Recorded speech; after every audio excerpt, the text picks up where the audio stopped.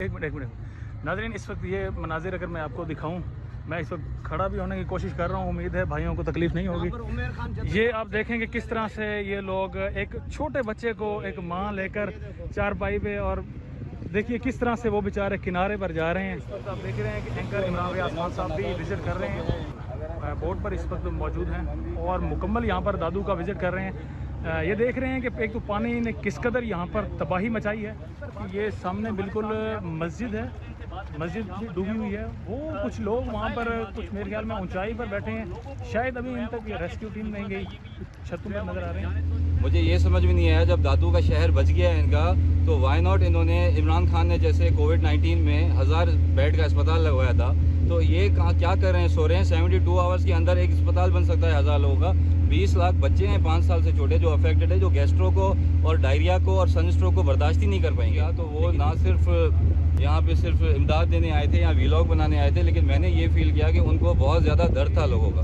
उन्होंने खुद एक एक कैंप में जाके लोगों को देखा, जो बूढ़ी औरतें थी उनकी कमर में दर्द हो रहा था, उनके लिए गद्दों का बंदोबस्त किया। इवन के बोला बच्चों के लिए यहाँ पे कोई कार्टून्स की फैसिलिटी करो। लेकिन मतलब मैं अमेज हूँ कि आज के दौर में भी ऐसा कोई जर्नलिस्ट हो सकता है। और अस्सलाम वालेकुम नाज़रीन, पाक टीवी 24 के साथ सिकलैन अमाना आपसे मुखातिब है। नाज़रीन, इस वक्त मैं सिंध में मौजूद हूँ। सिंध के मनाजिर आपको दिखा रहा हूँ कि किस तरह से दरिया ने यहाँ पर पानी ने सैलाब ने तबाही की है। लोग आप देख रहे हैं सामने यहाँ पर बाहर रोडों पर रहने पर मजबूर हैं, कैंप लगाए हुए हैं बाहर, जानवर भी इनके बाहर हैं। जबकि इस वक्त हम जहाँ मौजूद हैं, एक वक्त यहाँ पर बस्ती थी, लोग यहाँ पर आबाद थे। ये साइड में मैं आपको दिखाऊँ, ये सामने पेट्रोल पंप आपको नज़र आ रहा होगा, बिल्कुल वो सामने आबादी है।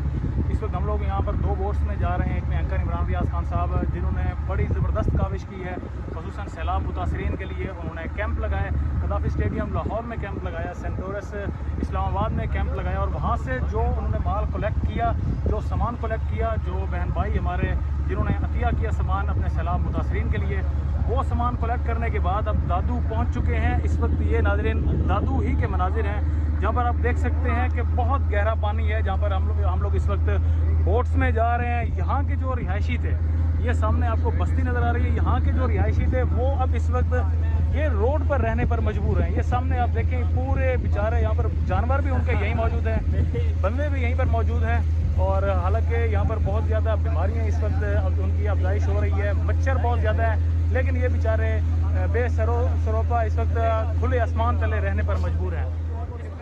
अब ज़रा आप देखिएगा कि ये सामने बिल्कुल मस्जिद है, मस्जिद डूबी हुई है। वो कुछ लोग वहाँ पर कुछ मेरे ख्याल में ऊंचाई पर बैठे हैं, शायद अभी इन तक रेस्क्यू टीम नहीं गई, छतों पर नज़र आ रहे हैं। तो ये नाज़रीन ये मनाजिर हैं, आप ज़रा मुझे ये बताइएगा कि देखिएगा यहाँ की क्या सूरत हाल है, अब क्या चीज़ें लोगों को जो है वो ज़्यादा तादाद। ये आप देखिए कि किस कदर यहाँ पर खंबे डूबे हुए हैं, और इनमें ये देखिए ये तारें बिल्कुल करीब हैं, इतना गहरा यहाँ पर पानी है। कोई भी जो है वो नेचुरल डिजास्टर में नहीं बोलूँगा इसको।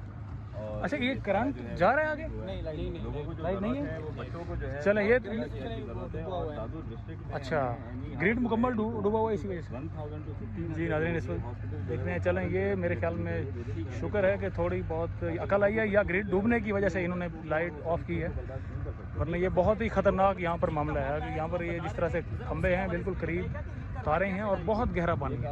वो सामने से आबादी आपको मैं अगर दिखाऊँ, आबादी किस तरह से पानी में नाज़रीन डूबी हुई है, आप वो सामने देख सकते हैं मनाजिर। और ये सब बेचारे इस वक्त बाहर सड़कों पर रहने पर मजबूर हैं। ये दादू सिंध के मनाजिर हैं जो इस वक्त मैं पाक टीवी 24 की स्क्रीन के तवस्सुत से आप तक पहुंचा रहा हूं। ये इस वक्त आप देख रहे हैं कि एंकर इमरान रियाज खान साहब भी विजिट कर रहे हैं,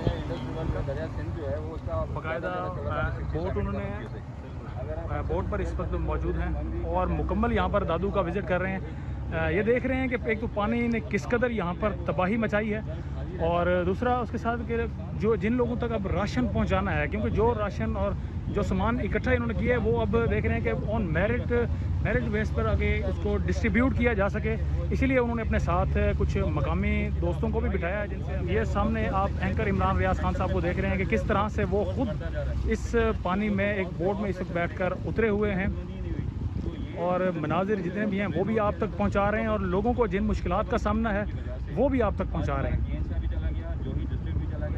इस वक्त जिस बोट में हम लोग सफ़र कर रहे हैं यहाँ पर हमारे साथ कुछ मकामी जो यहीं दादू सिंध के हैं वो भी मौजूद हैं। उनसे भी बात करेंगे कि आखिर इतने बड़े डिज़ास्टर सैलाब ने कितनी तबाहकारियाँ की और अब लोगों के यहाँ पर जो हम लोग मंजर देख रहे हैं तो इसको वो किस तरह से डिफाइन करेंगे। अस्सलाम वालेकुम सर। वालेकुम सलाम।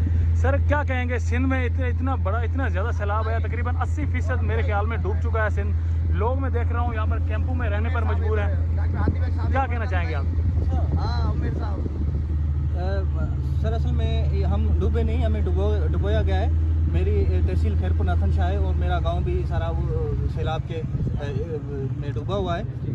और यहाँ की जो इंतज़ाम है वो पहले दिन से ही लाताल्लुक़ है और यहाँ पे कोई भी रिलीफ नहीं है। लोग बीमारियों से मर रहे हैं, लोग मलेरिया से मर रहे हैं, लोग टाइफाइड से मर रहे हैं। एक मिनट नाज़रीन, इस वक्त ये मनाजिर अगर मैं आपको दिखाऊं, मैं इस वक्त खड़ा भी होने की कोशिश कर रहा हूँ, उम्मीद है भाइयों को तकलीफ नहीं होगी। ये आप देखेंगे किस तरह से ये लोग एक छोटे बच्चे को एक माँ लेकर चारपाई पे, और देखिए किस तरह से वो बेचारे किनारे पर जा रहे हैं क्योंकि ये सारा पानी है। और दो नौजवान इस वक्त ट्यूब के ऊपर चारपाई है, छोटा बच्चा है, उनकी वालिदा है, उनको लेकर इस वक्त ये नाज़रीन यहाँ पर ऊपर लेके जा रहे हैं। अस्सलाम वालेकुम। जतोई साहब, आप यहीं के रिहायशी हैं? जी जी, मैं यहाँ का रिहायशी नहीं हूँ, हैदराबाद का हूँ, लेकिन मेरा गांव जो है वो यहीं पे है, बेटो जतोई है सर। ये जो सिचुएशन हम लोग देख रहे हैं सिंध की, यहाँ के हुक्मरानों ने कोई यहाँ पे काम नहीं किया। वो तो सुनवाते हैं, अरबों हमने लगा दी हैं यहाँ पे। सर रिजल्ट आपके सामने है, 15 साल इनको हुकूमत मिली है, कोई भी इन्होंने कैनाल्स की क्लीनिंग भी नहीं की है, कोई भी इन्होंने बंद जो है वो मजबूत नहीं की है। उसके अलावा मानसून का जब जिन में 22 तारीख को जब एक प्रिकॉशन आया था फ्लड्स का डिपार्टमेंट की तरफ से कि हैवी फ्लडिंग होने वाली है, उसमें आपको मंचर को क्लीन रखना था। और तब जो है अपना हमारा जो रिवर है उसकी हार्डली 70 to 80,000 क्यूसेक जो है वो वाटर था। उस वक्त उन्होंने साफ़ नहीं किया मंचर को, जो 2-2.5 लाख क्यूसेक है, तो उनको उसने फुल रखा। और जब दरिया 5-6 लाख क्यूसेक आया, जब वहाँ से अफगानिस्तान और बलूचिस्तान से रेला आना शुरू हो गया, उस टाइम पे ये पानी छोड़ रहे थे, तो जाहिर सी बात है ये रिज़ल्ट ही हुआ। और चलो अल्लाह माफ़ करे, हो गया, एक डिज़ास्टर है, लेकिन उसके बाद इन्होंने जो बाद में लोगों के साथ सलूक किया है वो तो मैं बोलता हूँ किसी दुश्मन के साथ भी नहीं किया जाए। जतोई साहब, कहा जा रहा है कि दादू को डुबोया गया है, इसमें कितनी हकीकत है और किस तरह से डुबोया गया? दादू को इस तरीके से डुबोया गया है कि जब आपका मंशूर जो था उसको टाइमली अगर कट दिया जाता 43 और 45 RD से, तो सुप्रो बंद पे जो है और छंडन पे जो है वो प्रेशर नहीं पड़ता, और LBDO बंद पे जो है प्रेशर नहीं पड़ता। वो जब प्रेशर बढ़ा, मंशूर का गेट बंद कर दिए गए, तो उसकी वजह से जो है ब्रीच लगा। और सुप्रो बंद अगर ब्रीच नहीं लगता तो ना केन शाह जाता, ना जोही जाता, ना दादू जाता। टाइमली डिसीजन लिए नहीं गए, डिले डिसीजन लिए गए, उस वजह से ये हुआ। ये सारी जो प्लानिंग है अल्लाह माफ़ करे, लेकिन ये लोगों को बचाने के लिए नहीं की गई, लोगों को डुबोने के लिए की गई है।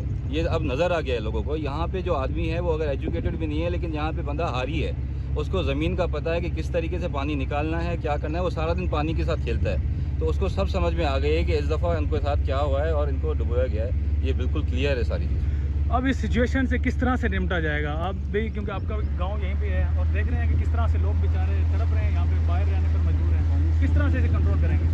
इसमें सिचुएशन में ये है कि अभी केन शाह जो है टोटली सबमर्ज हो गया है, और कोई 2 से 2.5 लाख की आबादी है केन शाह में जो बहुत ज़्यादा अफेक्टेड हुई है, और दादू डिस्ट्रिक्ट में कोई 1 मिलियन से ज़्यादा बंदे हैं जो अफेक्टेड हुए हैं। मुझे ये समझ में नहीं आया, जब दादू का शहर बच गया है इनका, तो वाई नॉट इन्होंने इमरान खान ने जैसे कोविड-19 में 1000 बेड का अस्पताल लगवाया था, तो ये क्या कर रहे हैं, सो रहे हैं। 72 आवर्स के अंदर एक अस्पताल बन सकता है 1000 लोगों का।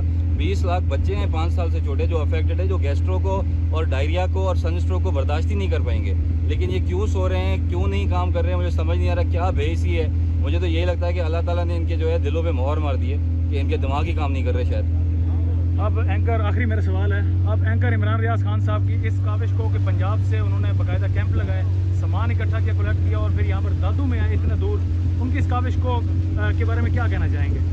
इमरान खान रियाज साहब का मैंने ये कोई 6-7 दिन पहले देखा था वीलॉग। उन्होंने बताया था कि केन शाह और दादू बहुत अफेक्टेड है, और मैं वहाँ पे जाऊँगा, और मैं सबको अपील करता हूँ कि सारे लोग जो हैं वो मेरे साथ चलें वहाँ पे केन शाह दादू।